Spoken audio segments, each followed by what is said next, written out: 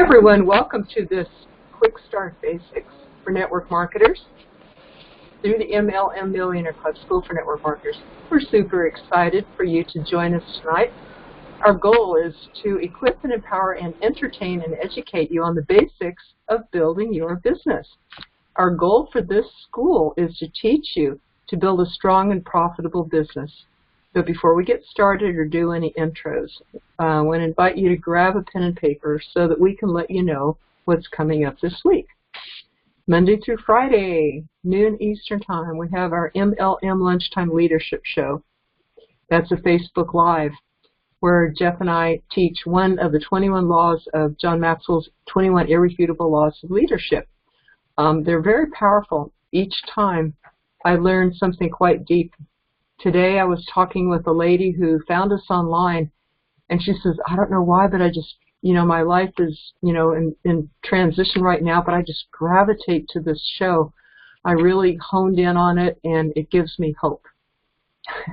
That's what she gets from it, as well as the notes and everything that she takes. But some people just love that show. We do too. And Tuesday, Facebook Lives, Jeff and I do a training on one of the topics that network marketers need. That's 3 p.m. every Eastern Time, every Tuesday. So we certainly love to have you on that. Of course, Wednesday nights, you know about our 9 p.m. MLM Leadership University. And coming up this Wednesday is Becoming a Person of Influence, and we are reading chapters 3, 4, and 5. You're going to make And, of course, the Sunday night classes every 9 p.m. Eastern Time, where we do one of the 10 core. And tonight, of course, is the number 7, attend a weekly core training, like the one you're on. Our October Indianapolis Breakthrough Team Building Summit was just amazing. I posted all of the live stream videos, replays on my Facebook page today, on Bess McCarty page, where you can go and click on, there was like 7 really good speakers. You can click on each of their picture, and it opens up, and there's notes from each speaker and the link of their whole talk, which is about an hour or hour and a half in the average of the talk. So 3 days worth of replays are right there on my page, all in that one post. And you can also see other pictures of all the attendees. Some are here, like Rich Stanhope, who drove to be there. So I'm really excited about that that it happened, and looking forward to the one coming up in January. That's January 25th to 27th. And people are grabbing up tickets for it now, and you could message Jeff for that ticket information, Jeffrey David Gamble on Facebook. Just message him, and he'll get you some tickets. So, introductions. I am Bess McCarty, coach for network marketers. Also, I've been called the shrink of MLM, and Jeffrey David Gamble of My Leadership Network. And we partner to bring you these generic trainings every week, the Quick Start Basics for Network Marketers, around the 10 core commitments every Sunday here. Our purpose is to help people grow, to educate, empower, and equip entrepreneurs and create independent servant leaders. We really want to raise the bar in this profession and help you to realize all of your dreams with your career. Now, I had to, and still am working on myself mindset-wise, and facing fears every day, actually, and growing personally. I love to help people to do this too. I love to teach both the mindset and the skills in network marketing. What I do is I help network marketers find out where they're stuck and break through the stuck places. They're not frustrated anymore. It's similar to Tony Robbins' work. And Jeff, when I found out that the kind of skills and the mindset that he's teaching, I wanted to bring this to the school that I've run for 10 years, the MLM Millionaire Club School. And he's generously helped and spoke. And eventually we realized that we're going to be working together. So we do that now in the school. But he has his experience. He's personally recruited over 500 people frontline in network marketing, built 2 teams of over 5,000 people, and his teams have produced over $10 million in sales. is definitely a person to listen to. He has all these wonderful, great stories to illustrate all the principles that we teach here in the school. This training is generic and compatible with your company, but if there's any difference, follow your company if they're a good one and they have a good track record. This is for all levels of people, starting, expert, moving, stuck. If your focus is the product, the business, or leadership, this training helps you to do that and lay a good foundation and make money. Also, all the important stuff you need to know and to communicate to your team. So this is, right, this very class is where you connect with people, interact, have fun on the way, and learn, and also helps you to stay on track. At the end, at the 90-minute mark, we will turn off the recording and take questions, insights, your stories, what you would like to share.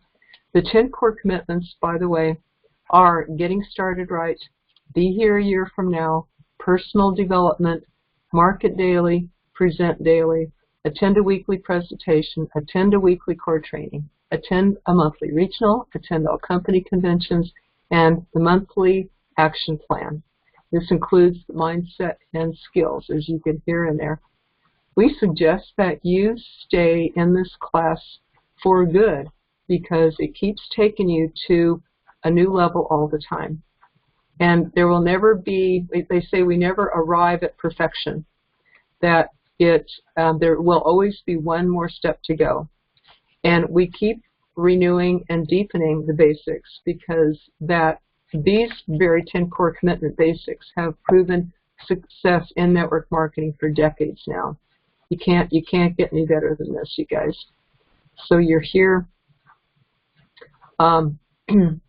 Keep track of which ones you attend, because after each time that you go through the series 10 times, we have an award for that level, even if you hear the replays. But when you have covered all 10, we have 5 or 6 people who have already gotten certificates for the first level. So when you've completed your first level, let me know. When you've completed your second round, let me know too. For your next certificate, drink.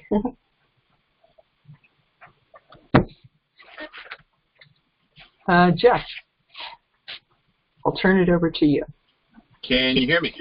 Yep. Mm-hmm. Okay, hold on 1 second. Doing is making the most of, wow, what did I just do? Okay, I'm back. We're kind of making the most of me being technically challenged in some way. So if you're technically challenged, I just want to let you know that's okay.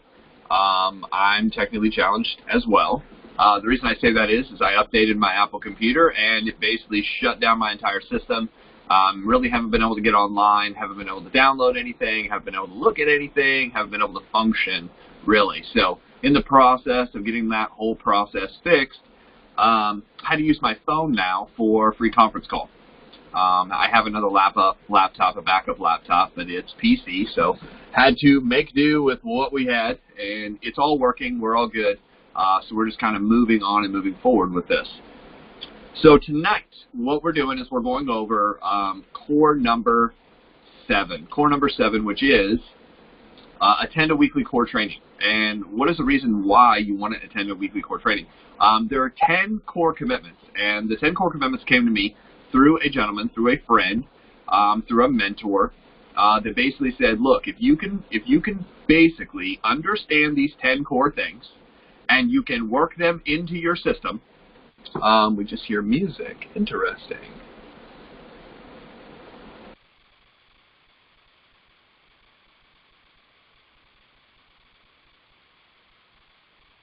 Bess, can you hear me? New list.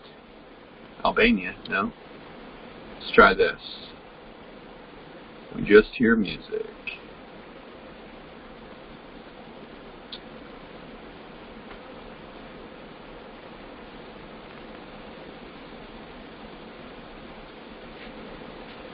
Bess, can you hear me?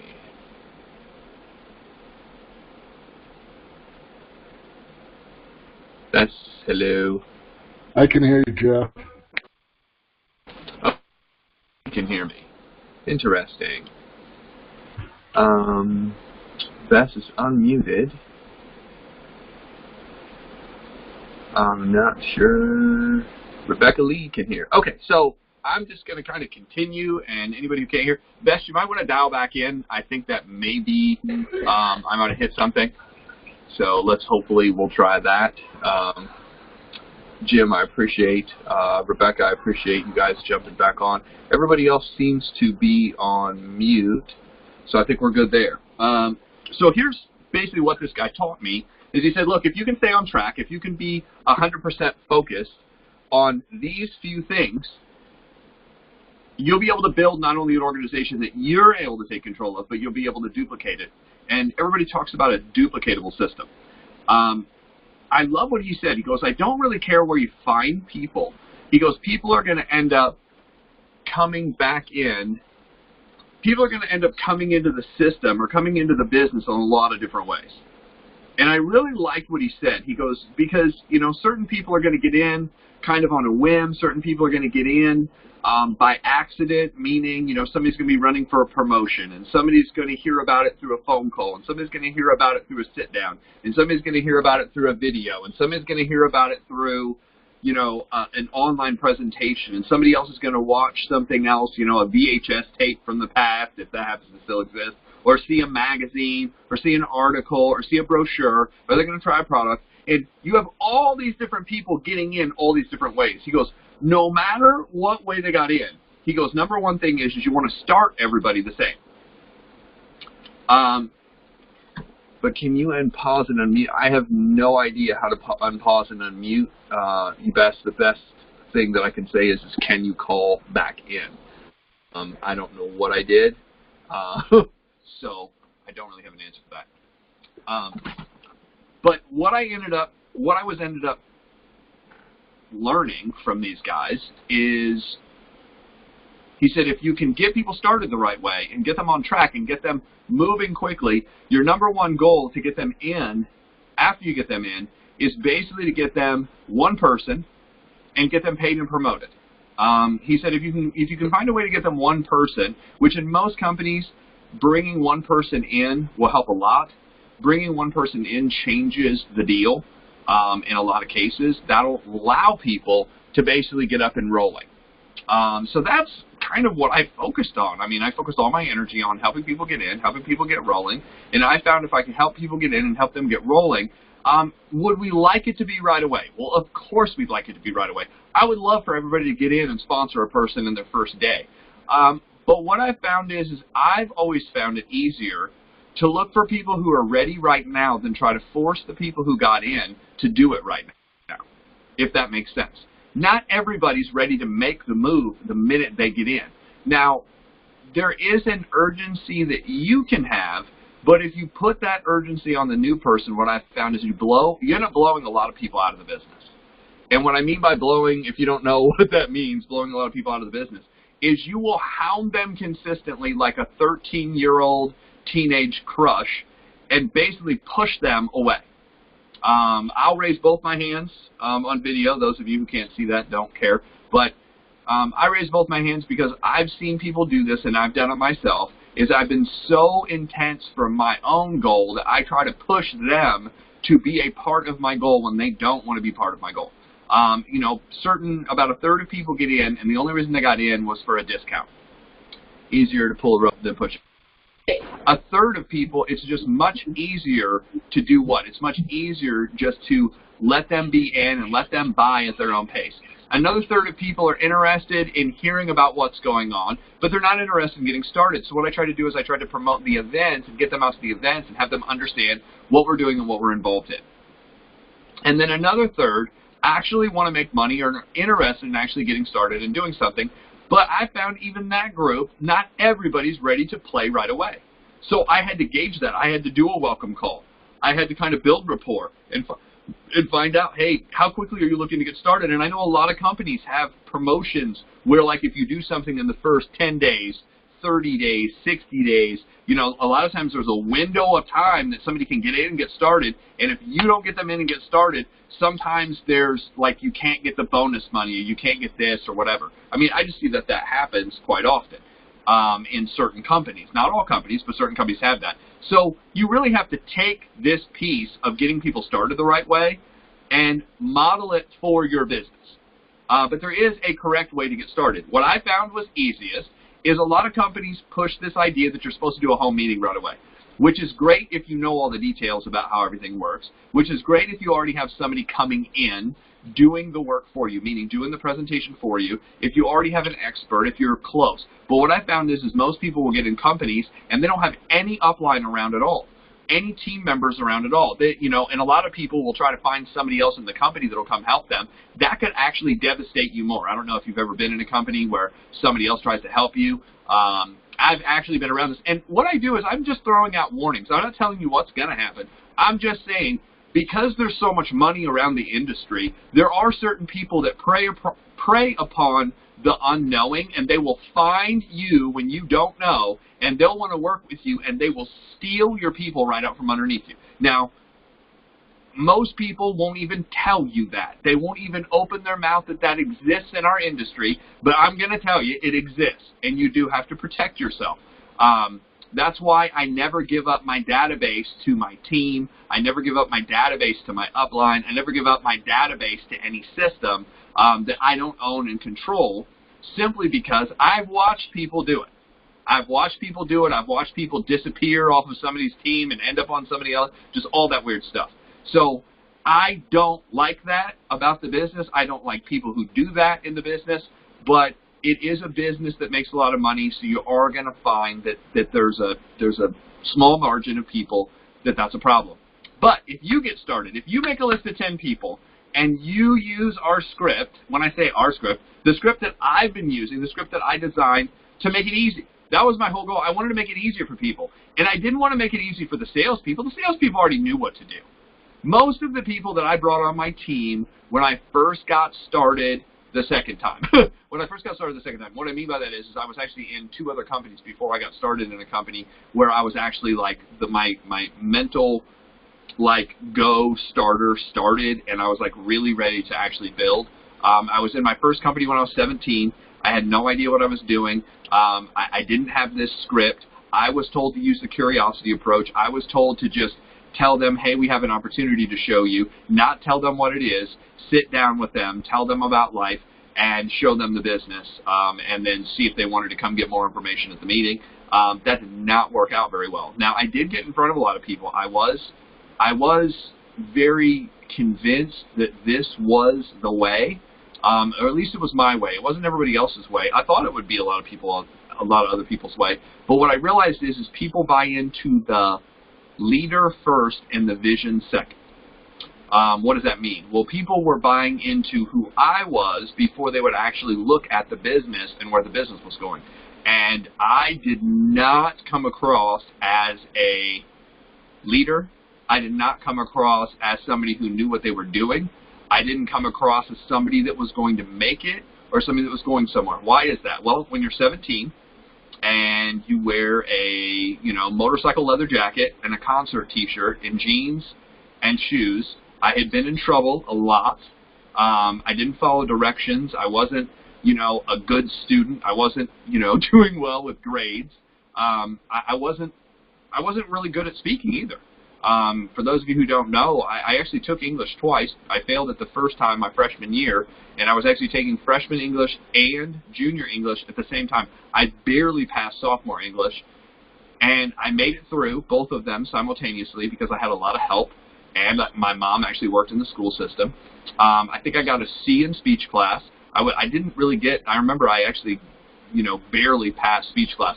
I could get up and say stuff, but it wasn't smooth. The words didn't connect. The ideas didn't connect. I couldn't use eye contact at all. I had no idea what body language was. There was no confidence. There was no clarity. I was just able to, I was able to say some stuff, but that was about it. Once I finally basically kind of told myself I have to figure this out, I broke through when I actually started studying. And I started changing the stuff up here, that 8 inches between your ears. I had a lot of changing to do. I had a lot of things to rework. a lot of ways to think. And I'm going to go over some of those ways here in a minute, but I finally got some of that down, and then I was able to start people. Now, here's how I found the easiest way to start people is. I need a favor. I want to show you exactly what I'm working on, so if you run into a person, if you run into the right person, you could refer them to me. And I found by using that speech, or using that contact method, or using that as a Facebook message, or using that as a text message, hey, I need a huge favor. I actually want to share with you what I'm working on outside of my job. I want to share what I'm working on outside of the church. Let's say you're retired and you just work in the church or the synagogue or the mosque or wherever you happen to work. If that's where you're, if that's where you're spending your time, you say, hey, outside of doing what I normally do with my time, I want to share with you something I started working on. And that might be with a friend. So you can say, hey, I started working on it with a friend of mine, Bess. If Bess happens to be your upline, she's not, but I'm just saying whoever that person is. I know Ignacio talks about his upline. I'm not mentioning names because I'm not here to mention names specifically of famous people in the industry, and I don't want to mention names of companies, and I'm not here to mention names of products. I try to keep everything generic, and the reason we're going to keep it generic is we have people from a lot of different teams on here, and we're trying to get the concept down, we're trying to get the mindset down, we're trying to get the attitude, we're trying to get the flow of how to do this. And if you get the flow of how to do this, you can take it from company to company. And the only reason I know that is I've done it. I've done it. I've taken it from the normal business world into the MLM world, into another MLM, into affiliate marketing, into online sales. I've done it across the board. So I don't think it works. I know it works. And I would say I have the six-figure proof in some of those areas to show people I've exceeded $10,000 a month. I've exceeded $10,000 a month in real estate. I've exceeded $10,000 a month in the mortgage business. I've exceeded $10,000 a month in real estate investing. I've exceeded $10,000 a month in our holistic company. I've exceeded $10,000 a month in direct sales. So I don't think I know. I know, because I have the financial proof behind me that it's worked. Now, the ultimate goal is what? The ultimate goal is to make six figures in 4 or 5 different industries and create a wall around you basically so secure that nothing could break through. I would want that for myself. I want that for my family, and I want that for my own team, and I want that for anybody that I would teach, is these lessons that I go over and these 5 areas that we talk about: contacting, inviting, presenting, following up, and closing, and or the event and closing. If you would master any one of those 5 skills, I know for a fact that you could get to 6 figures. I know for a fact you could get to 6 figures. Now, if you master all the skills and you become, watch this, you don't have to become excellent, you just have to become good. You have to become good, and you have to become consistent, and then you have to add the leadership element to it. If you become good and consistent, you can make 6 figures. If you add the leadership element to it and you can teach others how to do it and you can lead others to do it, what I know is you can pass multiple 6 figures. And in some cases, with the right company and the right comp plan, you can make it to over 7 figures. It's in the industry. Now, what's the difference between somebody who makes $30,000 and somebody who makes $300,000?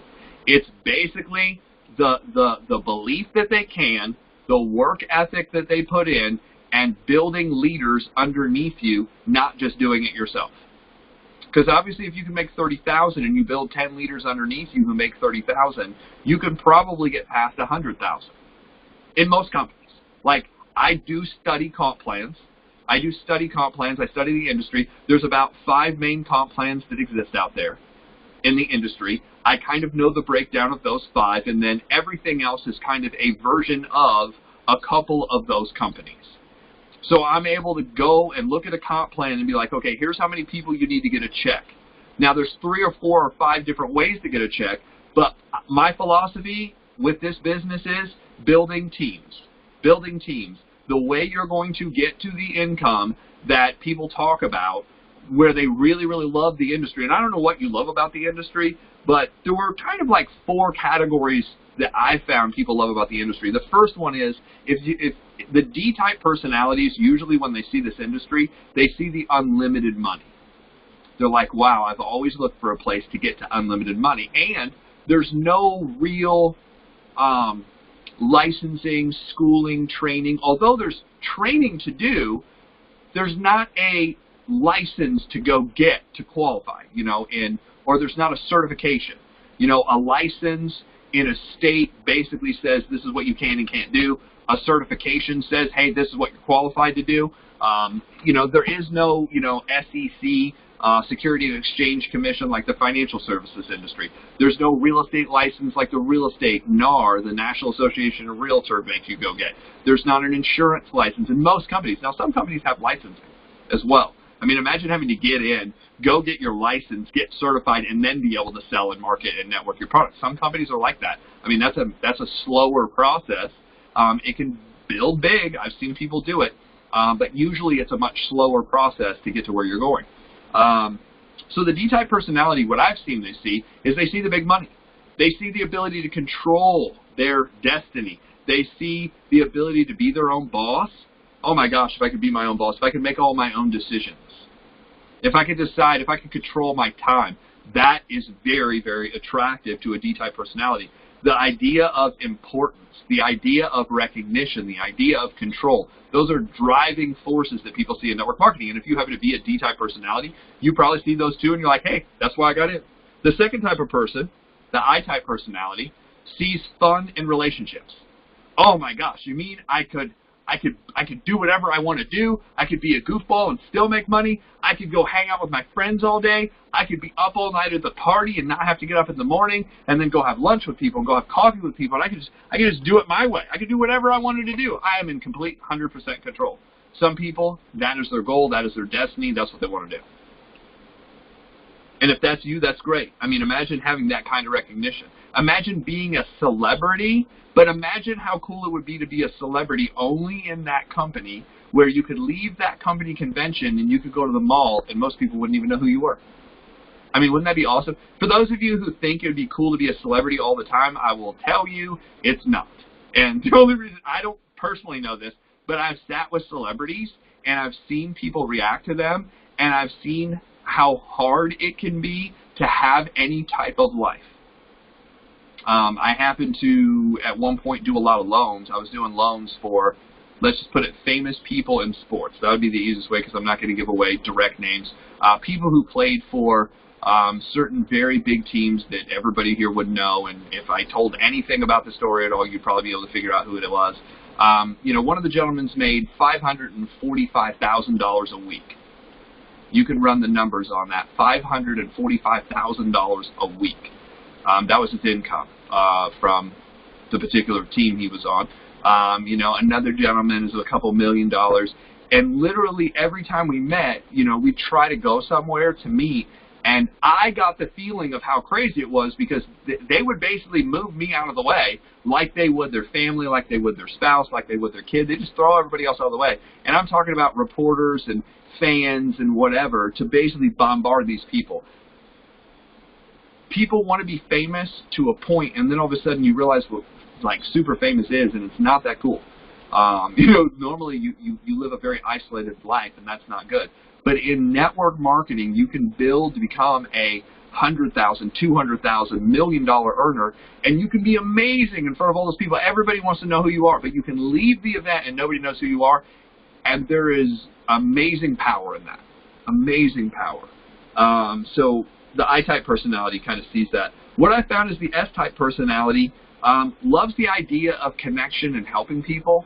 You mean what I'm able to do is I'm able to help people, and I'm able to spend time with my friends, and I'm able to fly to, you know, the coolest destinations and, you know, actually see people's lives and how they work, and I can help them. And then with the extra money, I don't have to keep the money. I can do philanthropy things like support an organization or help the homeless or help out, you know, the humane society, or adopt and get a farm and have, you know, 100 cats and 100 dogs and 100 horses. You know, that I would love to do that. Oh my gosh, this would be the most amazing thing if I could help all those people. Now, I'm just throwing out generalities here. This is not specific. This is generality. You can be any type of successful person in the industry you want to be. You can be a jerk and you can sit at home and you can post your bank statement every once in a while. I know some people who did that. That's not real cool, but that's how they did it.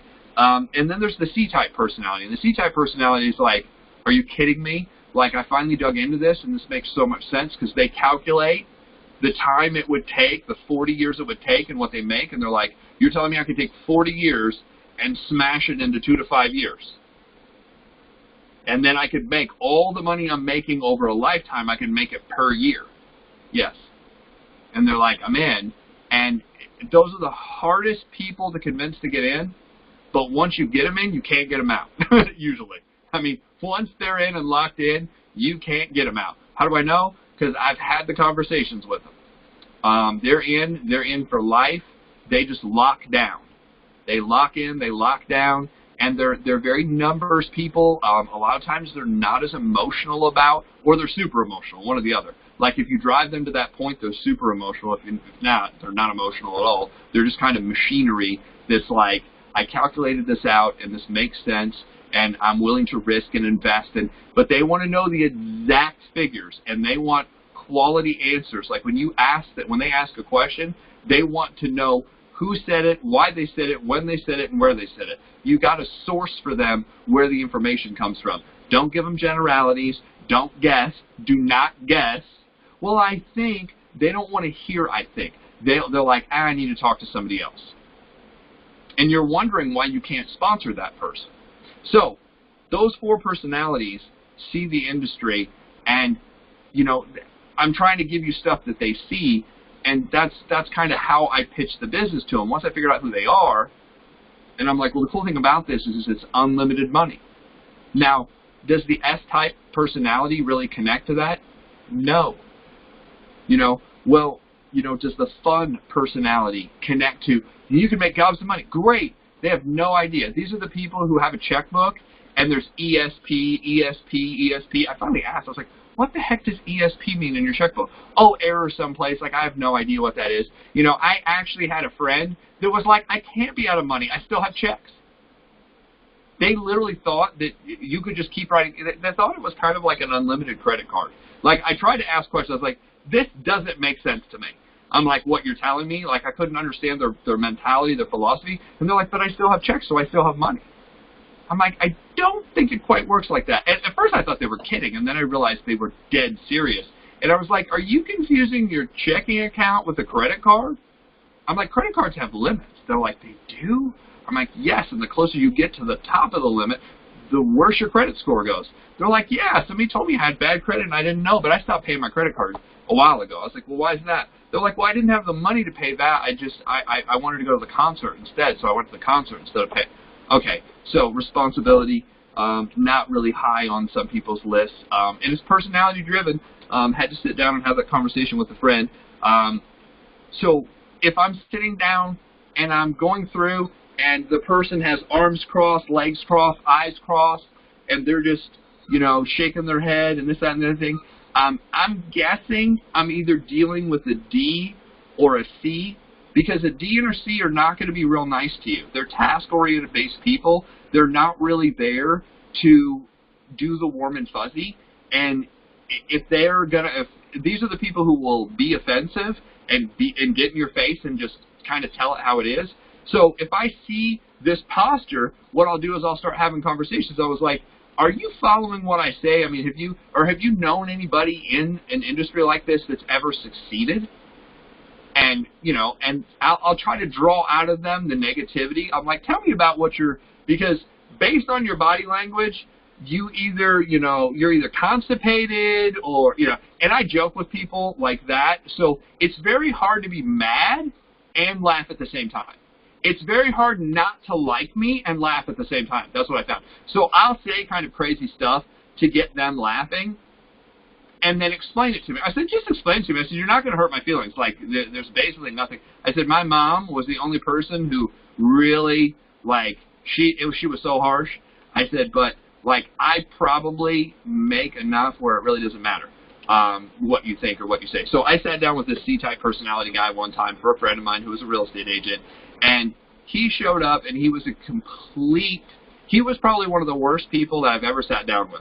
He basically, he knew he was coming to meet somebody, but he wore, like, really ratty clothes on purpose, and the only reason I know this is because I saw his watch, and I saw what he drove up in. And when I saw his watch and I saw what he drove up in, but he was a guy who had basically worked for the same company for like 27, 28 years, and he was fired at mid-50s.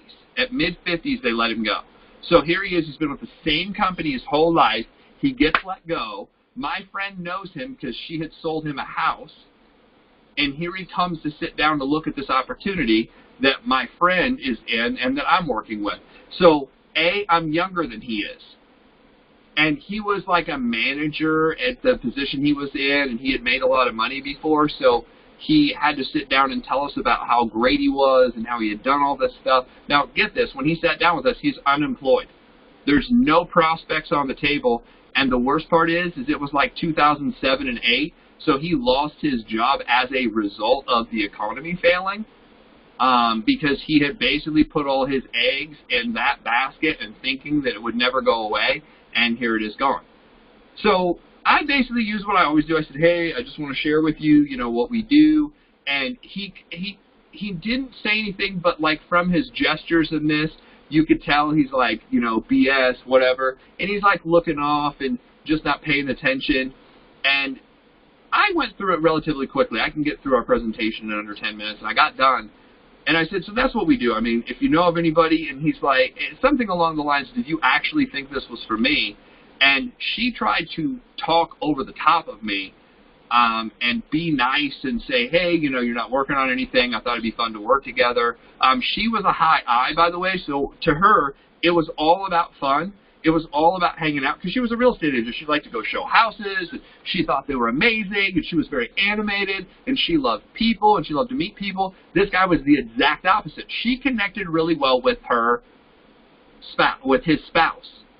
And typically, if you know anything about personalities, typically what you'll do is, if there's a circle that you're looking at, you will connect really well. Normally, your significant other is on the direct opposite side of the chart to you of whatever your dominant personality is. You'll typically find someone on the other side of the chart, and their dominant personality is on the other side of the chart. So in this case, my friend connected really well with the wife, and the wives were talking, and that's how this gentleman happened to be sitting in front of us. So I start doing the math in my head. I'm like, this guy is a high C. It's all about numbers to him. It's all about quality, and he's a control freak, because I could just tell kind of how, but he wore super ratty clothes and was trying to give off the impression that he didn't need anything in life. And he was really upset. I mean, I could tell from him telling his story, he was upset with basically the industry. He was upset with the economy. He was upset with where he was at in life.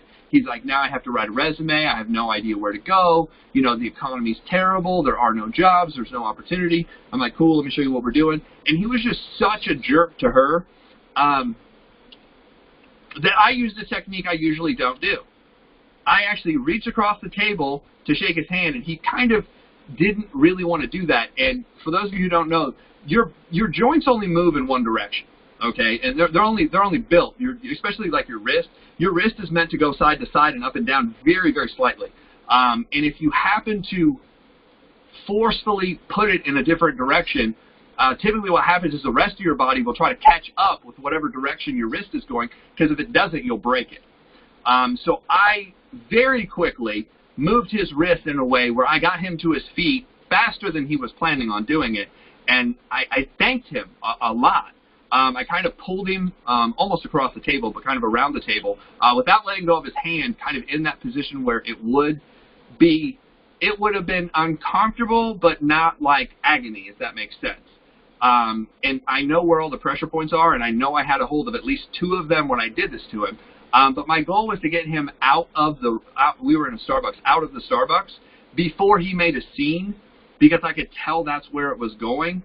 And I kind of was trying to save face for him and save face for my friend, because she was eventually going to have to go back and tell the wife what happened, and then it would have been probably an even more awful situation at home. And typically when you're already having money problems, a lot of times you have relationship problems, and I didn't want to add to this guy's agony that he was already in. I just figured if I almost broke his wrist and threw him out of the restaurant, it would have probably been a better situation than where he was going with the conversation. So that doesn't happen always, but my whole point behind this is understanding how things work, how to control situations, And hopefully you will never be in a situation where you do that. But what I can tell you is if you ever get into a situation where that's what happens and that's what you have to do, the good news is you've gotten to a point where there's nothing else that can happen that can stop you from getting to where you want to go. So when I sit down with people, I'm gauging all this different stuff. How did I learn all this different stuff?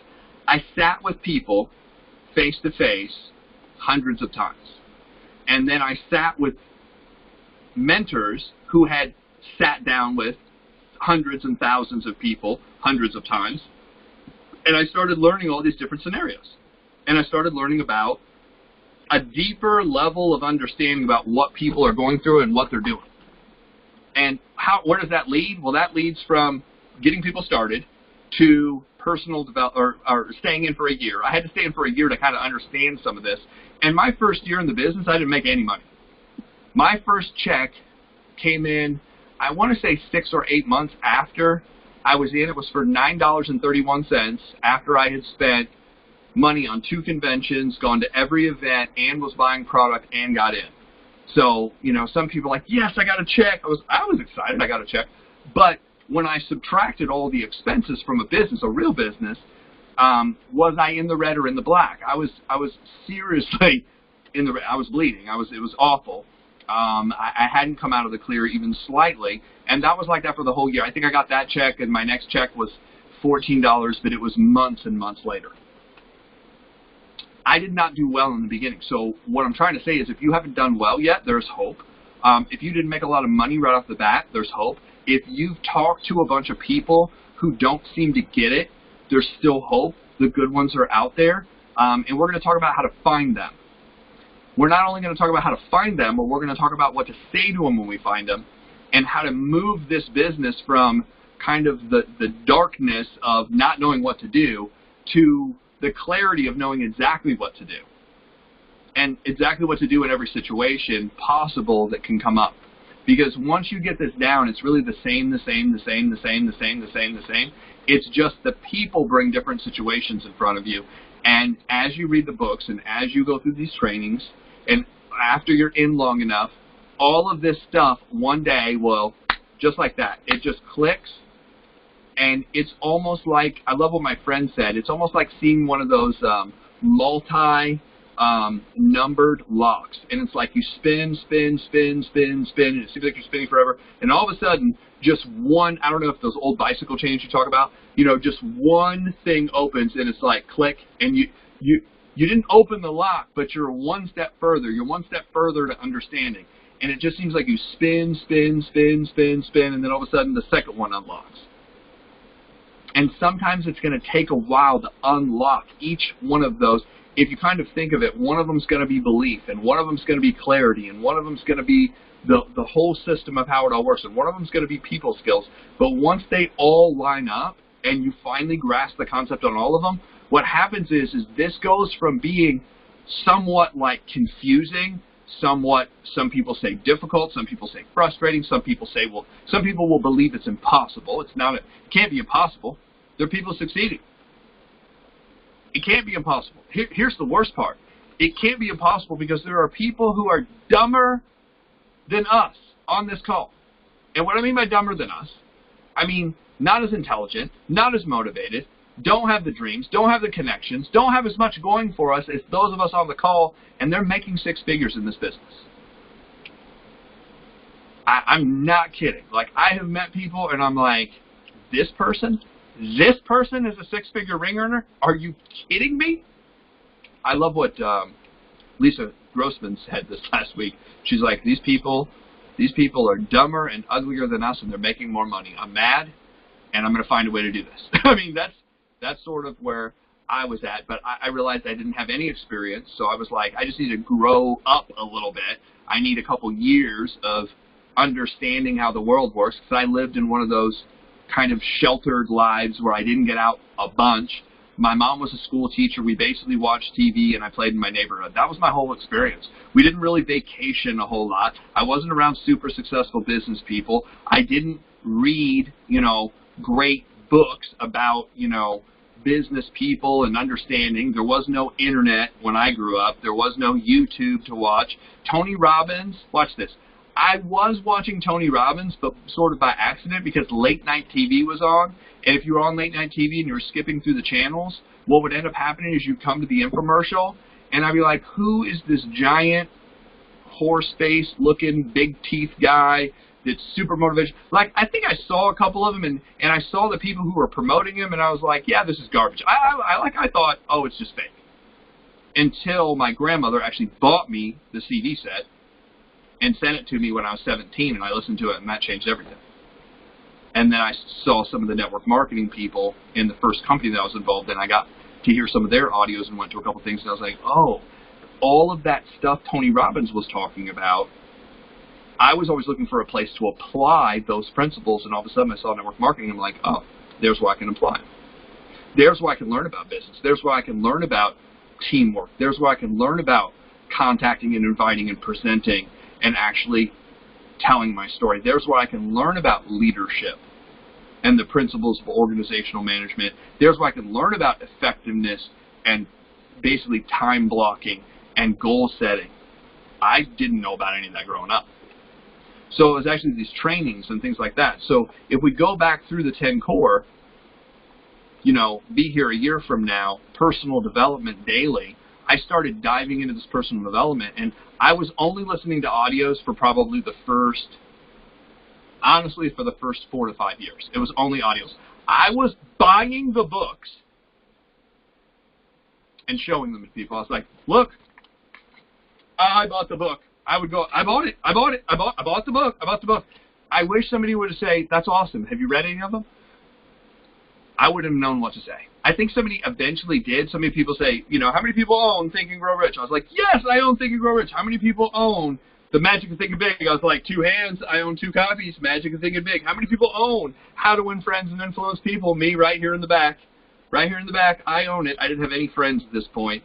I wasn't sitting with anybody because I was, you know, I was probably offensive at that point and saying and doing all the wrong things, and nobody wanted to sit around and goofball in the meeting because they were trying to get ahead and make money, and I was making fun of what was going on because I couldn't figure out how it worked. So I figured if I made fun of it long enough, somebody would come and teach me.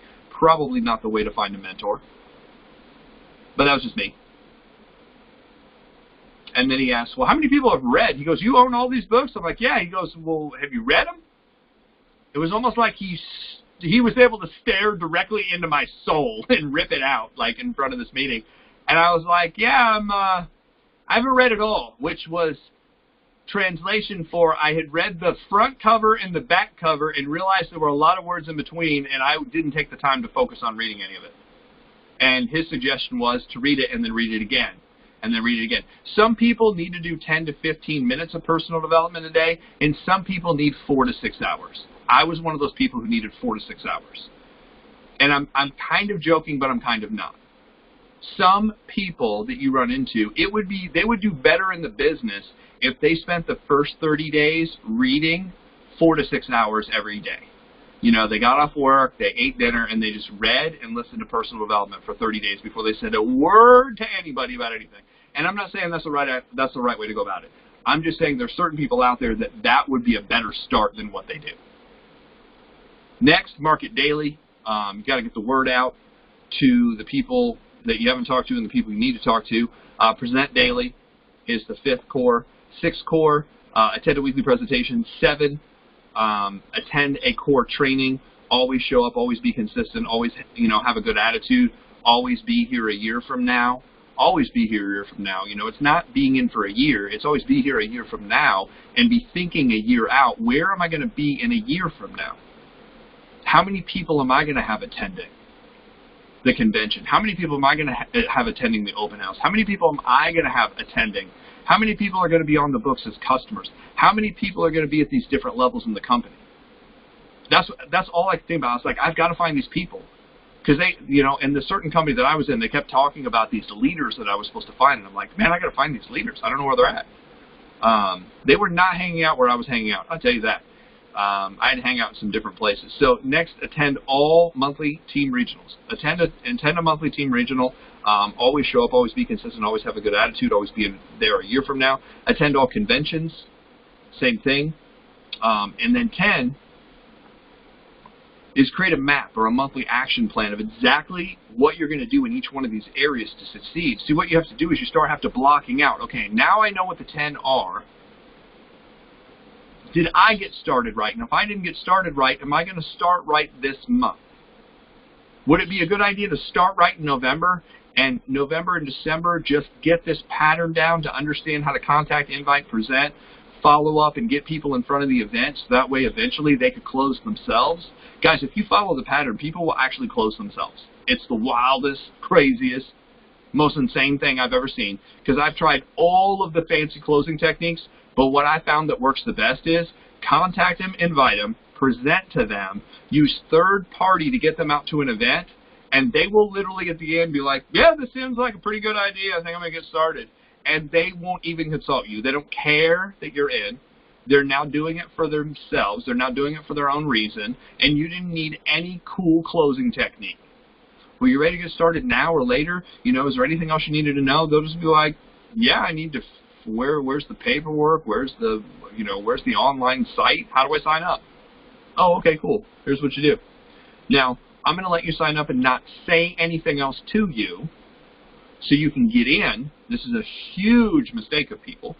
They'll start to sign up and they'll be like, oh, and the next thing we need to do is we've got to book a home meeting at your house, and, you know, we got to go through the product line, and let me get out the catalog because you're going to have to order, you know, $6 million worth of stuff, and we have these tools. You got to get these tools. My upline says the tools are everything, and you need 18,000 tickets. Here's 100 tickets to the next event. You're going to need to buy these. Seabiscuit, slow down. Take the reins off. This person hasn't even filled out their credit card yet. Let them finish signing up first, and then let's talk about one thing to do, not 6,000 that you've learned over your last 6 months being in the business. Slow down. Let them get in. Go get some water. If you feel the urge to talk, wear a rubber band around your wrist, pull it back as far as you can and let it go every time you want to open your mouth. Don't say anything. Let them get in. Let them sign up. But you're going to walk through each one of these. So with this, I'm going to open this back up to Bess, if I can find her here. Bess, there you are. Are you there? Yep. Hear me? I can't hear you. Can you hear me? I can hear you now. Okay, awesome. Okay, thanks, Jeff. I learned something completely new every time. What I want to bring to the table right now is talking about the 10 core. You know, why attend a weekly core training?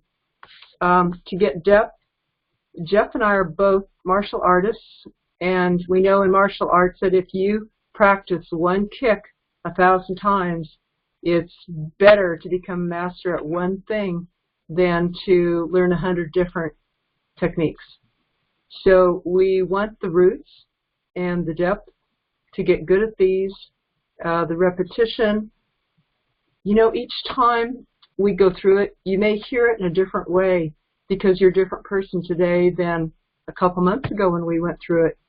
It's amazing to me. I do some other studies, some spiritual studies, and I was just at a class last night, and even though I've taken that class like 6 times, a few years apart each time, but as we go through the lesson, it's like I haven't heard it before.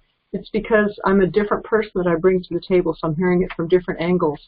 I have different questions. I have different needs than I did a couple years ago the last time I went through this. And it was a basics class. It was a beginner's class that in my spiritual group we teach it to new people that come in. So I'm always supporting the new class and joining that and retaking that basic class. And my goodness, is it powerful. So tomorrow I'm going to be a different person because there's different challenges that come to me. I have different questions, different needs, different things to try on when I understand the 10 core basics. For starters, I wonder how many of us could say them by heart. You know if you can or not, but challenge yourself to that sometime. That would be one place to start. Do I know what the 10 are? Can I say the 10? I can if my camera's not on me. But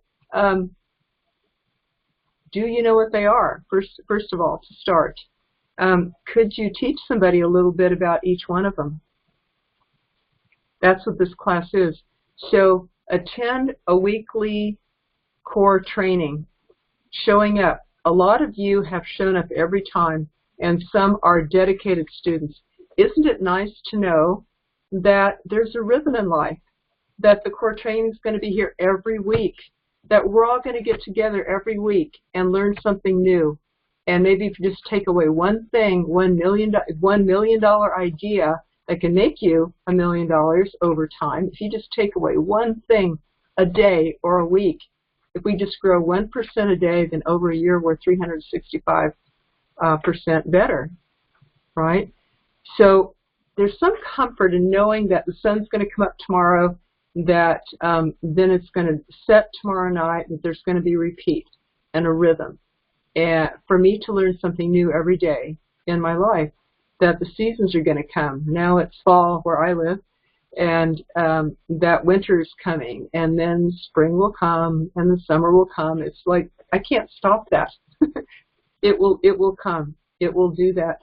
And when you create a rhythm like that in your life, to where you go to a class like this one, and you plug into the system and you let it work on you. You take away that idea, you put it into action that week, but it's always going to be there. It's like feeding, like that repetition, like the getting depth. And whether or not, we don't know when the results will come from attending a weekly core training or any of these, but there is a story that you may have heard of the Chinese bamboo tree. So in the Far East, it takes 5 years to grow a Chinese bamboo. But the farmer must water and fertilize it daily. Daily. Carry a lot of water out to the fields. That's a lot of work. But that bamboo plant, the farmer must be like a network marketer, which can sort of equate about 5 years it might take to have a very good, on the average, make a very good full-time income, and maybe 7 to become a millionaire in network marketing.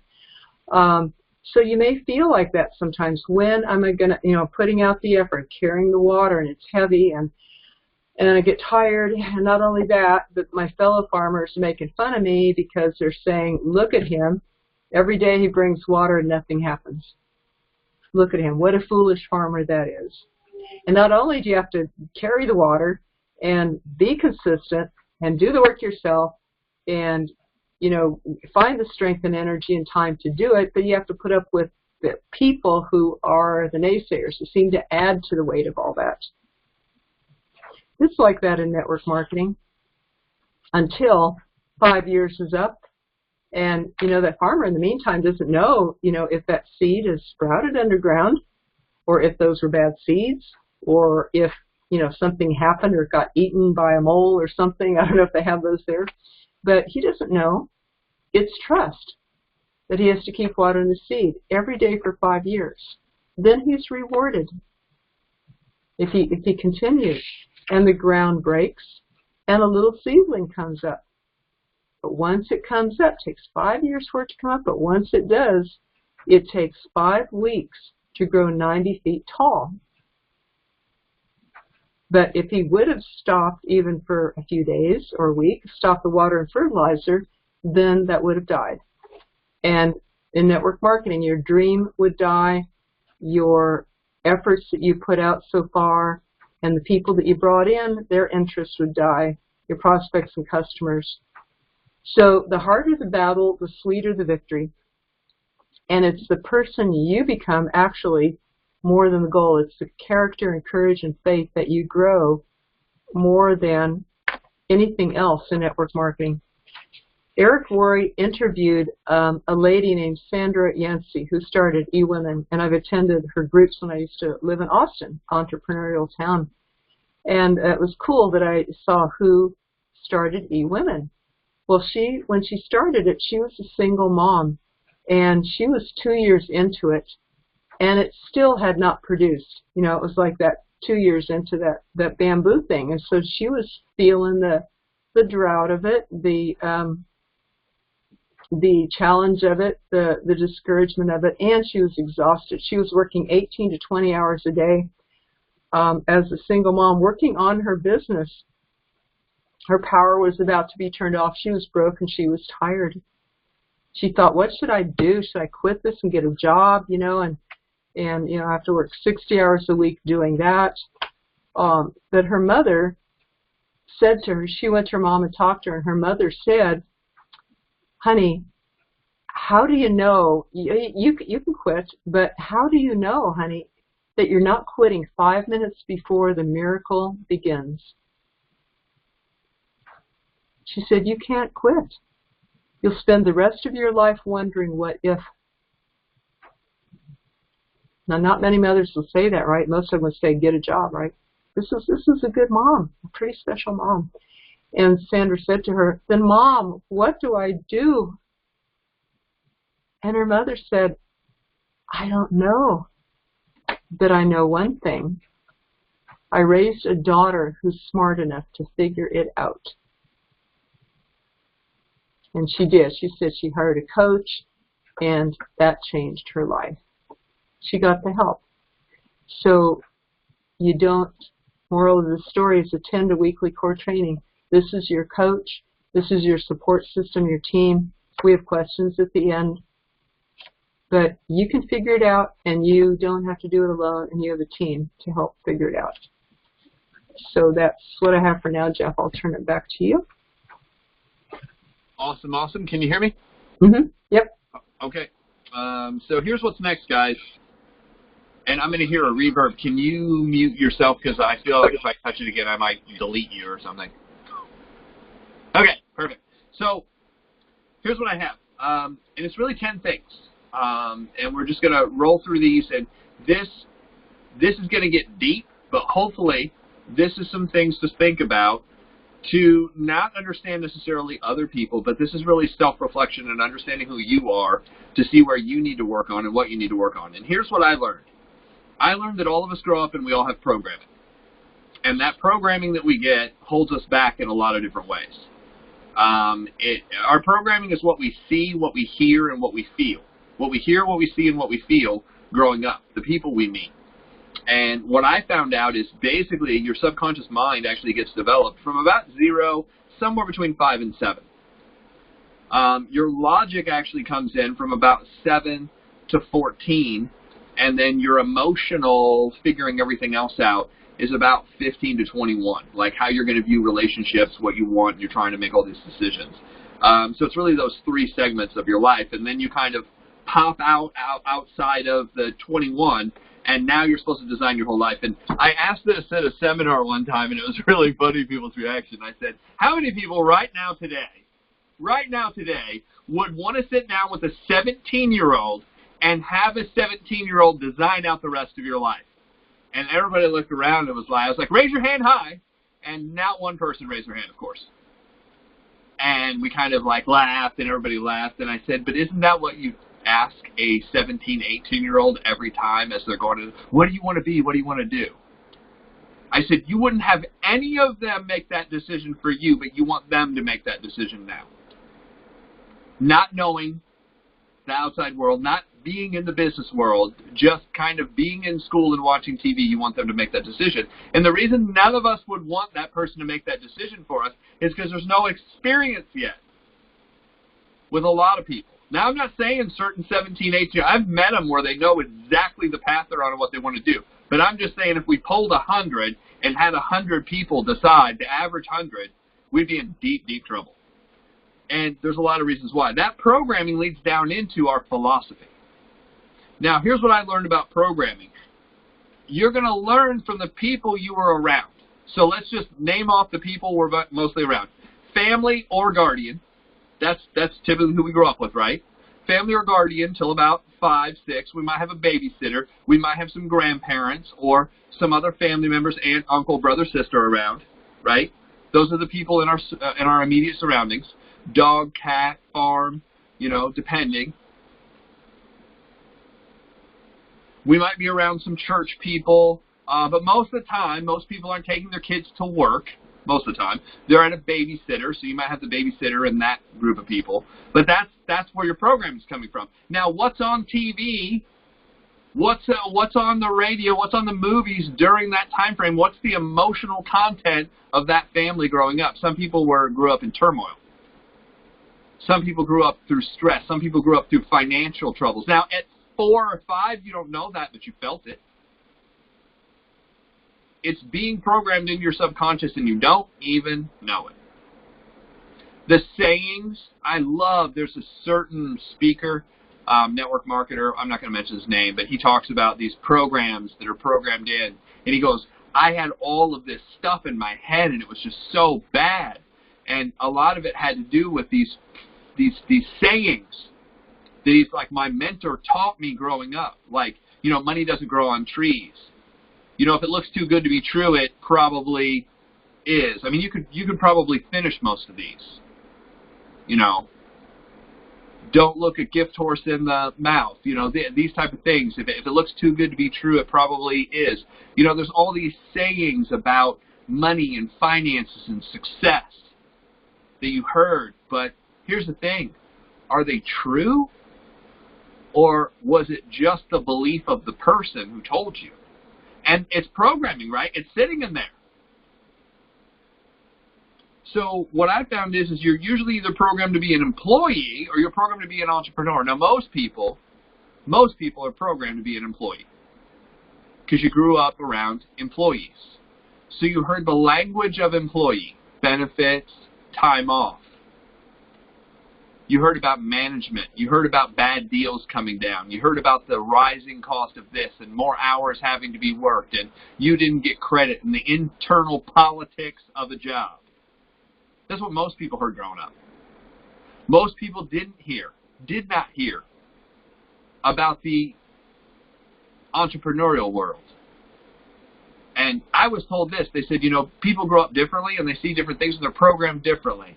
If you don't believe that, do you believe that Steve Jobs, who's no longer around, Bill Gates, they all had kids?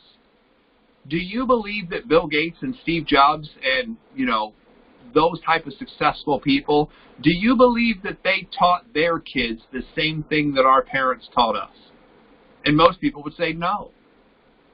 Most people would say, our parents were telling us to go get good jobs, and their parents were telling their kids how to employ our kids and build businesses. It's a different language.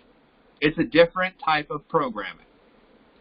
Now, there's still turmoil. People think because you have money, you don't have problems. That's absolutely inaccurate.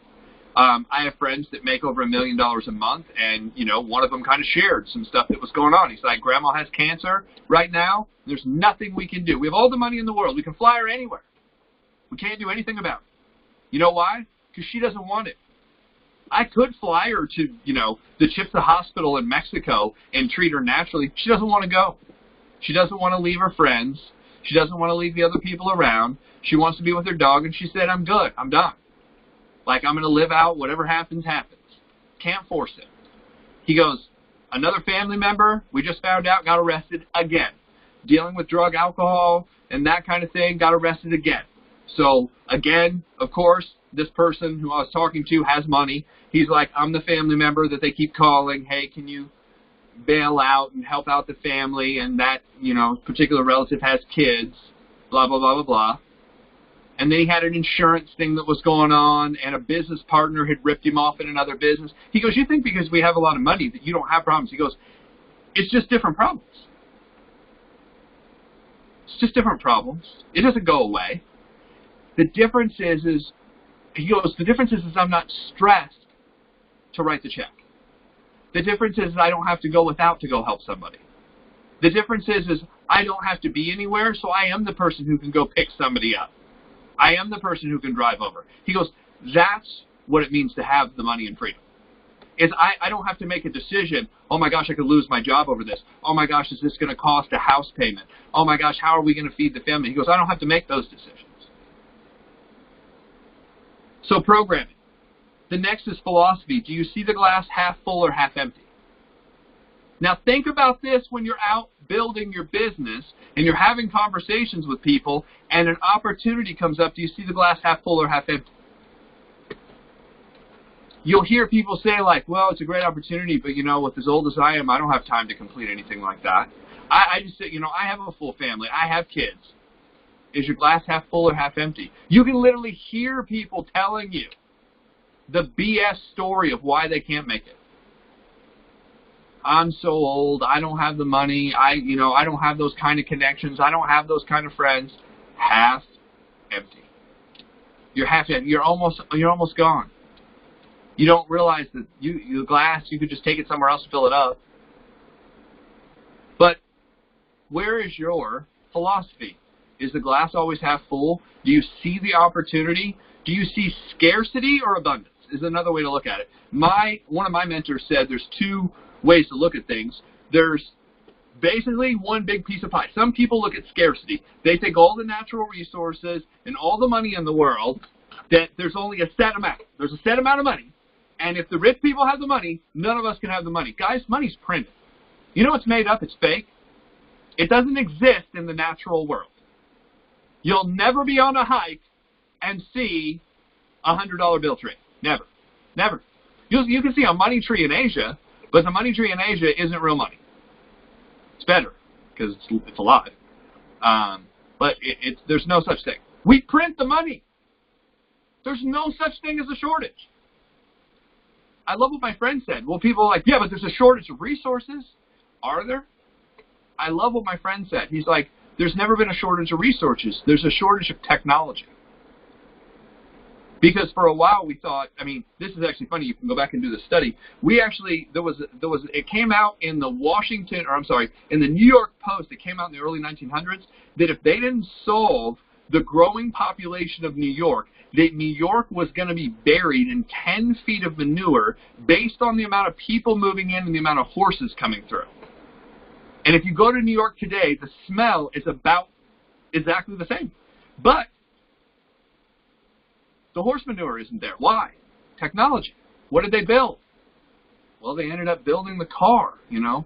Ford developed the car in the early, 1900s and, changed manufacturing and created the assembly line. And all of a sudden, in a period of, a decade,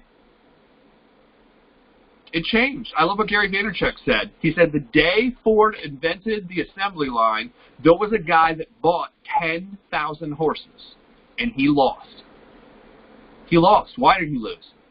He didn't know that technology was coming. Now, back then, you couldn't even have predicted that that was going to happen. You wouldn't have known.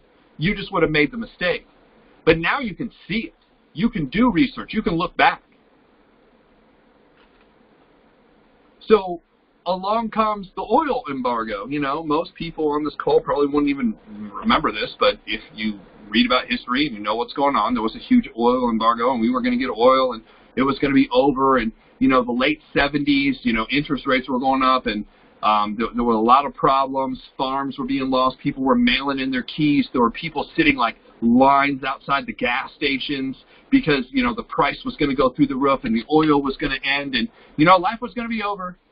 But then all of a sudden, technology, they found a way to drill a mile deep, and they hit the reserves again, and we cut some deals overseas. And the oil stabilized, and, we figured it out and came back out.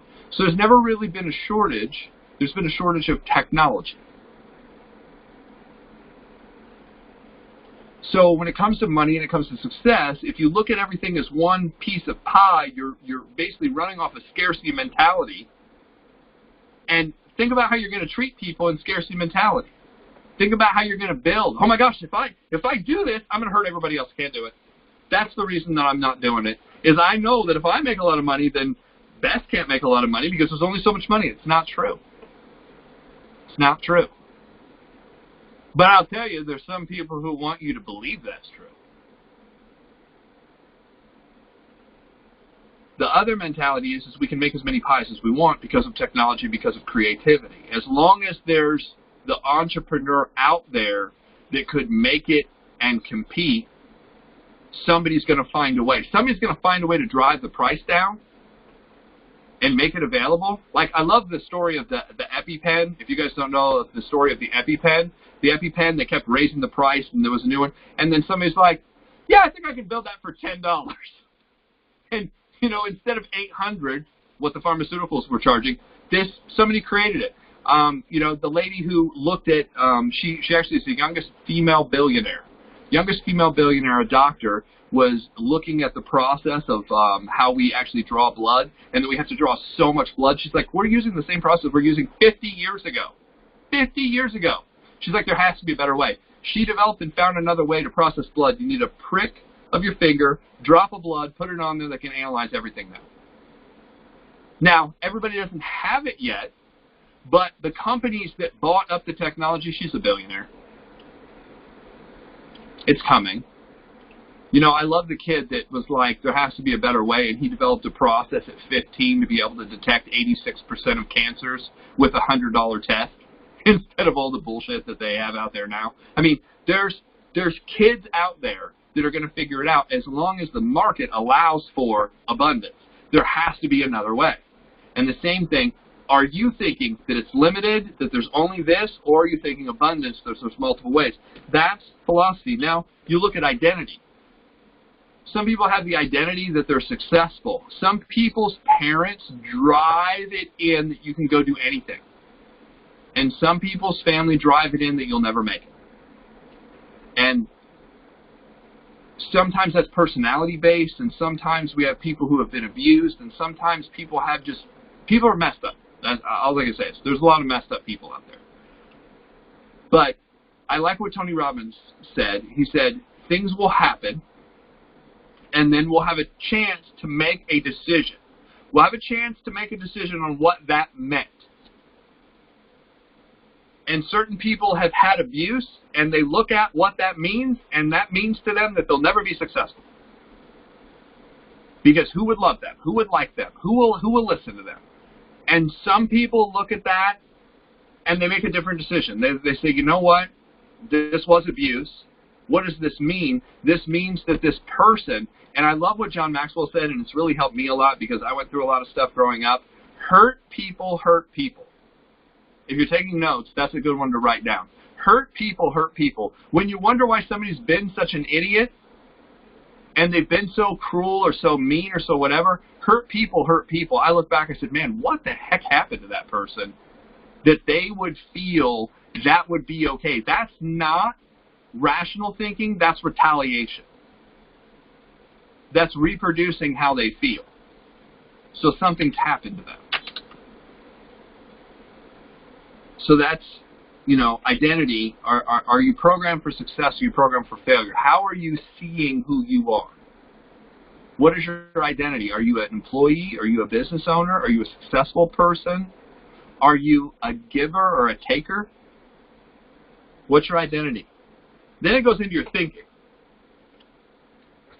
Now, there's two kinds of thinking. There's short-term thinking and there's long-term thinking.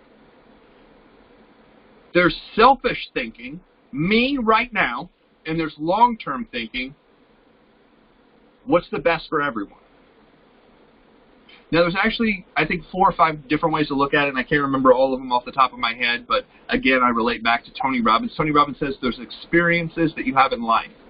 And, you know, there's experience you have in life. Some of the experiences are, you know, maybe bad for you and bad for other people and bad for the overall and bad for society. There's some people that, like those, that you have those experiences. And some experiences are good for you temporarily, but bad for you overall, bad for everyone else around you, and bad for society. He said eating a gallon of ice cream a day is one of those things. It feels good right now, but overall it's bad for you. Overall it's bad for everybody around you because of the cost and, you know, probably heart disease and coronary and everything else that you could get from doing that every day. And then it's bad for overall society because it hurts because you're no longer going to be here and we're going to have to pay for all the medical, right? He goes, but sometimes there's things that are good for you, but are bad for other people. Good for you. If you rob a bank, it's good for you temporarily, but it's bad for everybody else. You know, you're worrying your family, worrying these other people, worrying, you know, and then society's out looking for you. That's not a good situation. And he finally boiled it down to this. He said, there are many, many situations where it's not necessarily good for you in the short term, but it's great for you in the long term. It's great for those other around you. It's great for overall society. He goes, that's where personal growth falls in. Think about it. It's not fun right now. I'd rather be entertained. I'd rather go watch TV. Building your business is one of these things. It's not as fun as doing other things. It takes more work. It takes it's disruptive. Working out is one of those things. You know, it's not as fun as eating ice cream and watching a movie in some cases, but what is the result? Well, the result is it's better for you in the long term. It's better for those around you. It's better for society to be healthy and be able to function. So that thinking, are you thinking short term right now, or are you thinking long term? I want to do the right things today. So the difference is are you living life on a plan, or are you living life by circumstance? That's what you're thinking. That's when I sit down and talk to somebody, is their thinking based on circumstance? Well, I got up today and this happened. And then I got up today and that happened. Well, what was your plan overall to make things happen? Well, I really didn't have one. So everything in life right now is short term. There is no long term. Where are you going to be in 2 to 5 years? Well, I haven't even thought tomorrow, let alone 2 to 5 years. I've found it's very difficult to be successful if you're only thinking about today. But if you design today to make sure you're successful in 2 years and follow that plan, it's much easier. But it's hard to get on that track if you've never been on that track. Why? Because it always seems like you're sacrificing what you want for the betterment of everybody else in the beginning, until you see it work 30, 60, 90 days in. Then you have the attitude, positive or negative. Do you see the positive in things no matter what happens? Can you control the emotion? You get up, you want things to go right, the coffee maker breaks, you get in the car, there's an accident, you're running late to work, now there's no coffee, now there's no this, and some people say this whole day is going to suck. You've only been awake for an hour, but the whole day is going to suck. I'll tell you, there's 150,000 people that same day that would trade places with you, because I just found this out through research. There's 150,000 people that don't wake up every day in the world. 300,000 babies are born, 150,000 people actually pass away every day. So I know for a fact there's 150,000 people that will trade places with you right now, regardless of how bad or how horrible your Sunday's been. No matter how bad your weekend's been, there's a group of people that will trade places. I was told if you throw all your problems into a pile and you have to accept somebody else's, once you see everybody else's problems, you might want yours back.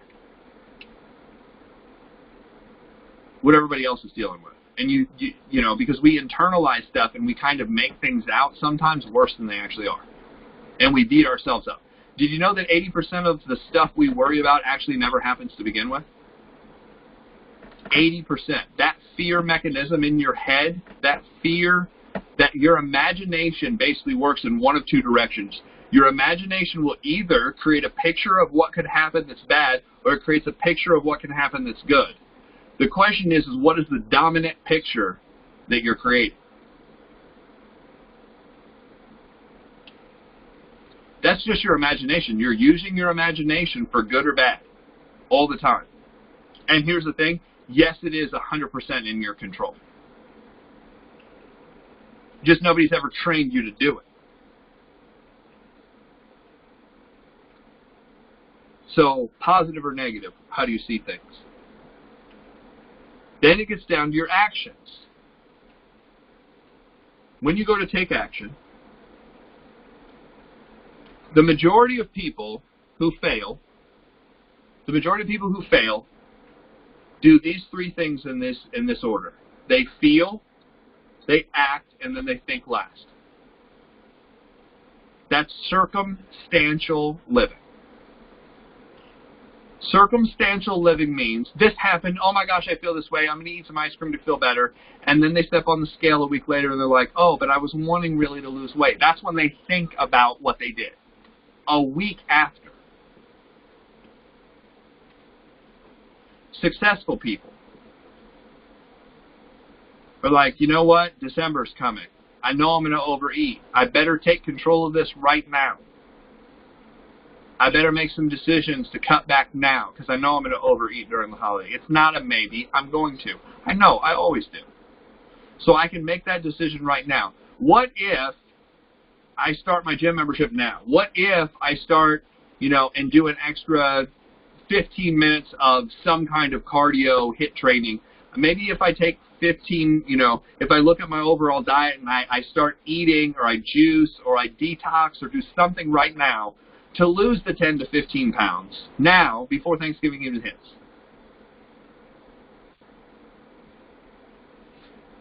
Successful people think first, they act second, and then the feeling is great because, watch this, they'll show up at Thanksgiving and everybody's like, oh my gosh, I'm going to eat too much and this and the other thing, and be like, can you imagine walking in and be like, oh, I lost 15 pounds over the last, 15 days, and I'm going to eat whatever the heck I want and I'm going to feel great about it. People are like, oh, I hate you. I hate you. Like, watch this. People actually say, I don't know if you've ever heard this, when you set a goal in a conversation, people are like, I wish I would have thought of that. Have you ever heard him say that? I wish I would have thought of that. I wish somebody would have told me about that. You ever read my Facebook page? I don't say that, but like sometimes I'll be like, you should really read my Facebook page.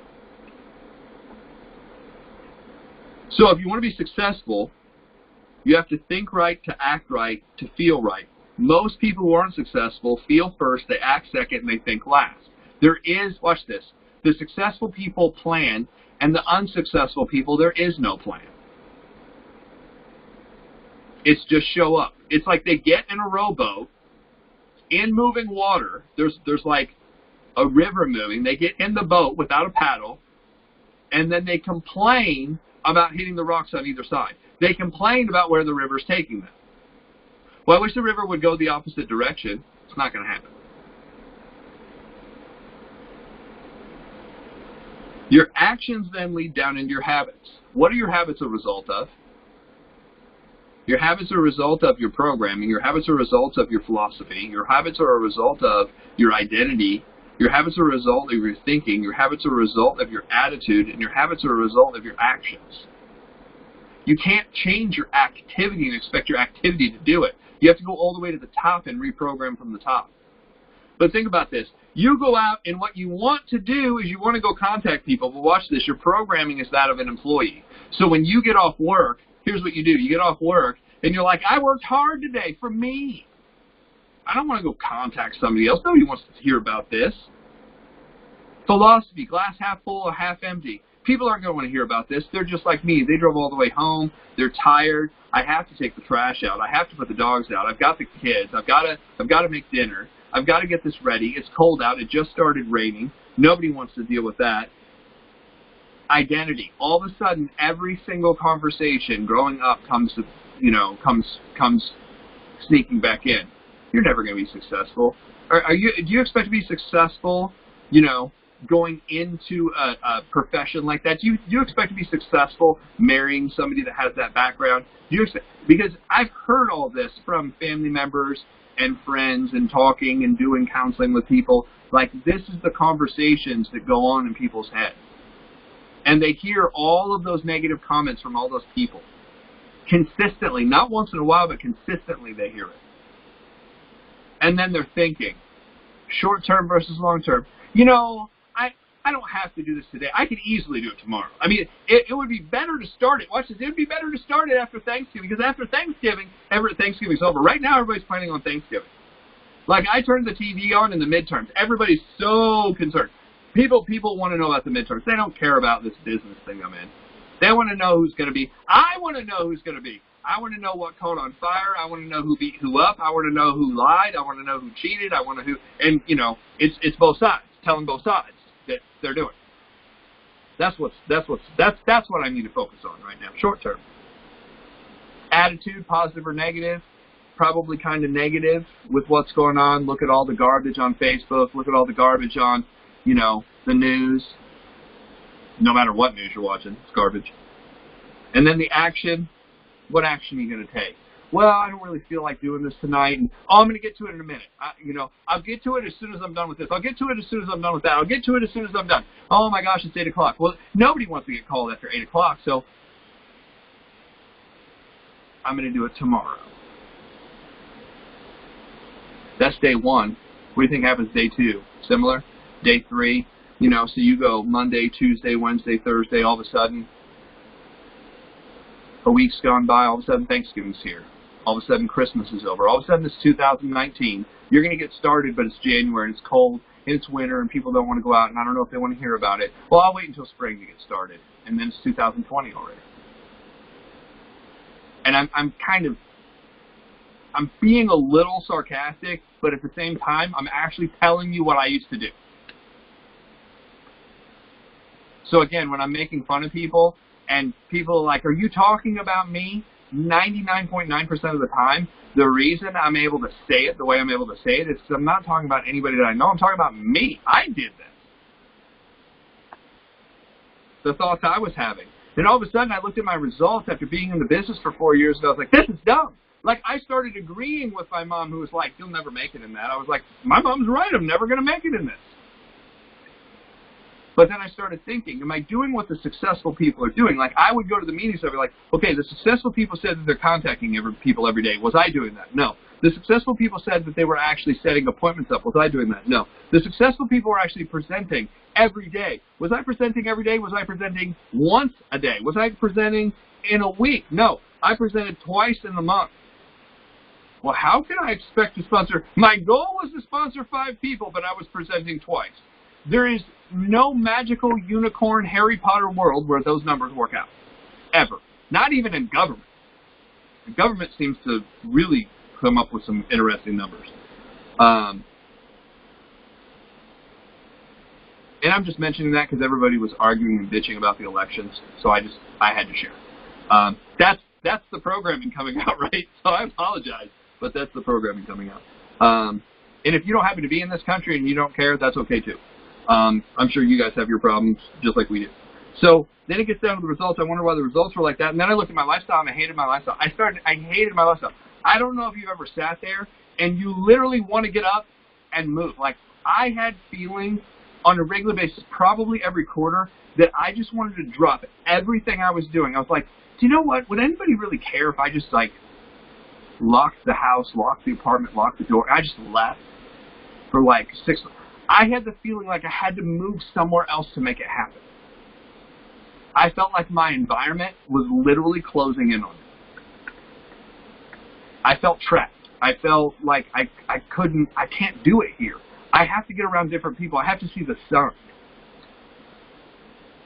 But what I realized is this was all my programming, and this was me listening to the same things and watching the same things and being around the same people, the people that you hang out with, the things you listen to, and the things you read. When I started reading every day, I never felt like that. When I started listening to personal development every day, I never felt like that. When I turned my TV off and I wasn't looking at Facebook, and I started deleting everything that was negative, anything that would emotionally like take me in the wrong direction, I just delete, unfriend, unfollow. I won't let anything get at me like that. Because in the end, the last thing is legacy. Your lifestyle leads into your legacy, and your legacy is basically what you're going to leave behind after you're gone. So you have a choice to build and be an entrepreneur, to be a glass half full kind of person, to see it abundance, to see success, to see long term, to see the positive, to think and then act and then feel, to get the good results, to create positive habits, to design life rather than life designing you. So this is some of what I wasn't necessarily taught this in core trainings, but this is what I started teaching in core trainings. And people would leave this meeting and be like, I don't know what you just did, and I'm not sure what you just said, but I needed this in some way. Part of it. Some of it I didn't understand, but part of it I needed. I needed to hear this. So that's what I started getting out of core trainings is kind of making these connections and figuring out why people are making it, why people are, and kind of laying it out there. Now, this isn't to say what you're supposed to do. It's for you to look at and decide what you need to fix to get to where you need to go. Because ultimately, that decision is yours. So with that, I'm going to mute myself, and I'm going to turn this back over to Bess to close out, and we're going to turn the recording off. unmute. Okay. Can you hear me? I can hear you. Okay, cool. So how to break some of those patterns that Jeff mentioned, the programming, how to change that. Here's one way that I really like. I call it the law of assumption. And that is a practice of imagining where you want to be as if you are there now. So it's the law of as if, or the law of assumption, assuming that you are where you want to be. So if you find yourself having that negative programming, the negative identity, and all of these things, and you don't like it, and you want to change it, you start observing this in yourself. I'll tell you, I observe this in myself every day. And I'm thinking it might be speeding up the observation of myself and flushing things up, because we are teaching, Jeff and I are teaching together. We're teaching more, deeper. The juice is turned up, speaking in Indianapolis, putting on those events, got more planned for the school. It seems like now life wants to clean me up, polish me up. So I'm seeing these things in myself all the time. As you begin working a network marketing business, you are upping the ante, turning up the juice, requiring more of yourself than before. I asked one network marketer one time, what is the toughest thing that your team faces? And she says, creating a new paradigm. Creating a paradigm shift from employee to self-employed, how they think of themselves, and all the things that Jeff mentioned with their program philosophy, identity, and attitude, and thinking, and actions, and habits, and legacy, and all of that, and more. We want to re-upgrade those. We want to remake those. And I like, my technique is to notice my thinking through the day. If I run across a block, if I have a negative feeling or a negative thought, I like to catch it and write it down. And I like to see, well, what is the need underneath that? For example, if I like to, I have a habit of staying up late, even though I'm a morning person. I have so many things I want to get done in a day, and I don't want to go to bed without, I don't want to give up the day without getting that certain amount of things done. Even though I'm human, I'm limited, I can't possibly do everything a day that I want to do. But I have a hard time giving up the day. So therefore I'll stay up too late or be tired the next day, and that's not good. And I'm not as productive the next day. So I realize what I need to do is prioritize. And then secondly, I'm pretty good at that, but accepting my limits. I'm a rebel. I want to deny that there are any limits, that I could, I can get done everything I want to do, and I can do each thing well too. So what I've had to learn to do is delegate, turn over things that someone else can do. I've had to learn to let go of other things that maybe don't need to be done. I have to accept that I maybe can't go as fast as I would like to in getting everything done that I would like to, or can't get it done perfectly. Maybe I can get it done. Maybe 20% will accomplish 80% of, all I need to do is maybe 20% of that instead of doing the other 80% sometimes. So I've had to learn to accept limits. It's kind of like I'm kind of stubborn, and I don't want to admit it, and I'm kind of in denial, or kind of a rebel against, that I have to put a limit on my time or anything like that. But I've had to, life is making me, forcing me to think differently. So whatever our negative thinking is, we could catch that and say, now what do I need around that? And if you have a hard time doing that, you could imagine that your downline is coming to you and asking you for advice with the same issue. How would you answer that? How would you help them? So it's one way to sort of coach yourself. And the mind movie that I mentioned, the law of as if, the law of assumption, I use that as a mind movie to imagine that I am how I want to be. For example, I might imagine what it would be like. I might imagine myself as if I could accept the limits. If I could turn off the computer at a certain time, could give myself a good night's sleep. I could say whatever doesn't get done, either can get done tomorrow, maybe it doesn't need to get done. Sometimes I do, sometimes I do stay up and late, finish a project and all that. There's a deadline. But so I imagine myself being more compliant, more obedient, more accepting of the limits in my life.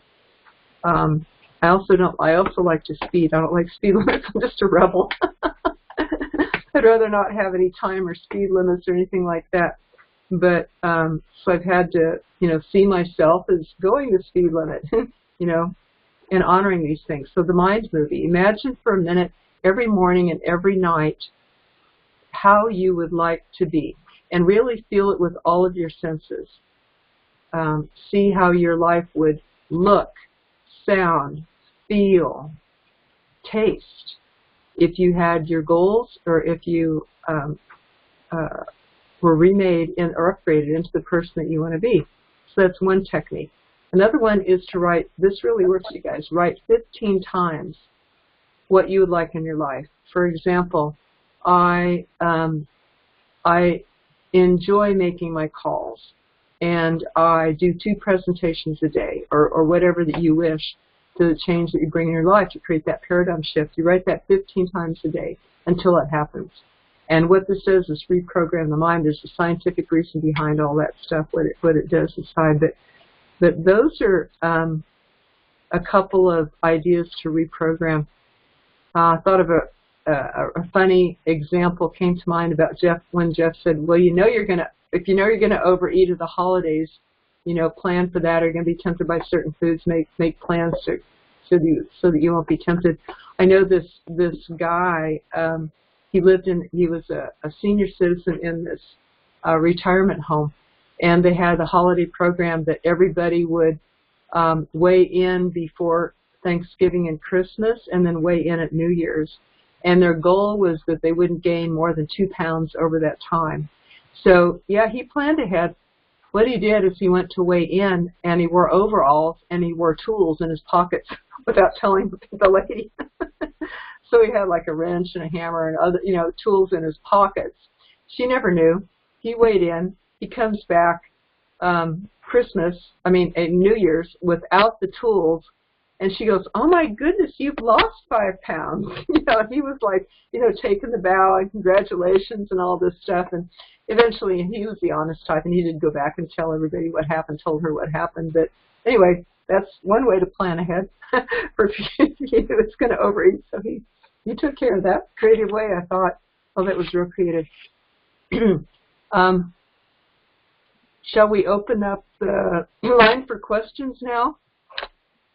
This is a place where you can bring your questions, your insights, and your tips so that we can all share with each other. I guess Jeff might want to stop the recording at this point.